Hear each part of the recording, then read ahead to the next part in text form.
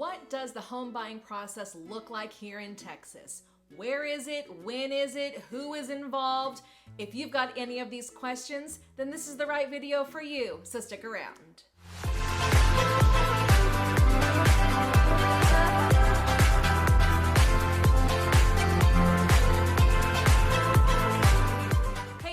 This is Danae Hewitt, your go-to DFW realtor with Brico Realty Services. And I'm here to tell you the 5 W's for the closing process here in Texas. So let's get into it.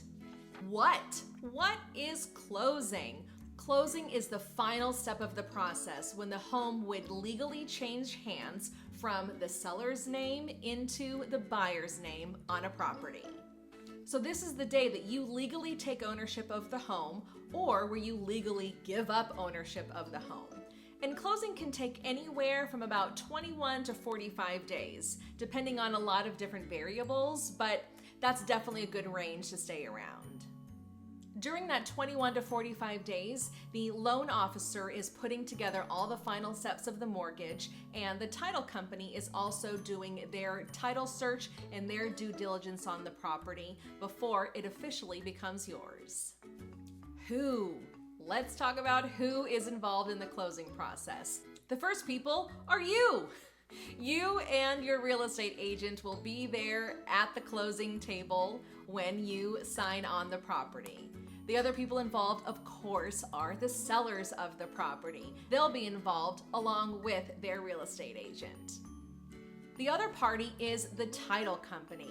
This is the neutral third-party company that is going to be giving title insurance out of the seller's name and into the buyer's name. For title insurance, they look at everything on the history of the home. They want to make sure that there is a free and clear title that is being transferred from one name into the other name. Now, when we say free and clear, we mean that there are no liens on the property, no outstanding mortgage liens, no tax liens, no mechanics liens. At the closing table, the title company will ensure that all of those liens will be taken care of before it is given to another homeowner. You as the buyer want to make sure that you are purchasing a property with a free and clear title because you don't want to take on any responsibilities on the history of that home before it was yours. Where does closing take place? Well, of course, it takes place at the title company. The buyers and the sellers will both set up a time with the escrow officer from the title company to sign all of the documents to sell or to buy the house. When is closing? Well, that is something that is determined when the buyer puts the offer in on the property. The seller must agree to that date or propose a different closing date. But nonetheless, this closing date is already agreed upon when the contract is signed by both parties. On the closing day, the buyers and the sellers will go to the title company, sign all of the documents. I usually recommend to my clients that they sign earlier in the day if at all possible, because funding also should happen on the day that the buyers and the sellers sign all of these documents.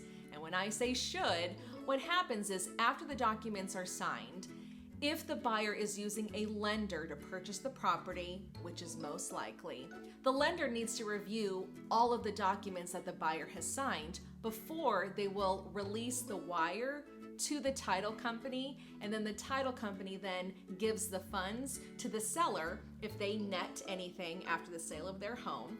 They will also disperse funds to both of the real estate agents for their commissions. And you want to make sure that all of the documents have been reviewed and the wires have been sent out before 4:30.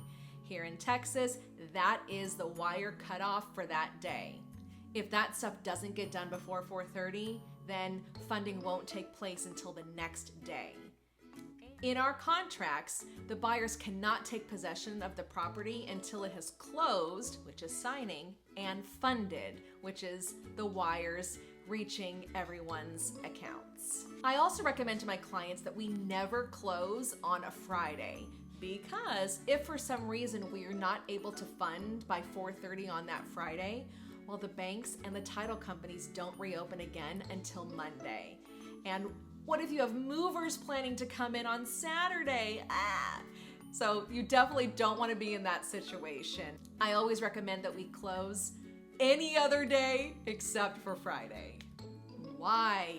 Why is it called closing? Well, it actually does make sense because title has been opened on this house and on this property. And so therefore, once it's done and all the information has been figured out, then it is now closed. So it is a finalization of all of the research on the home.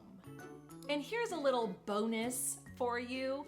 When you go in to sign the documents as the buyer, just be prepared to sign a lot of documents. I always joke, make sure there's enough ink in that pen because you are signing documents for your mortgage lender, you are signing documents for the title, and also for the deed of the home.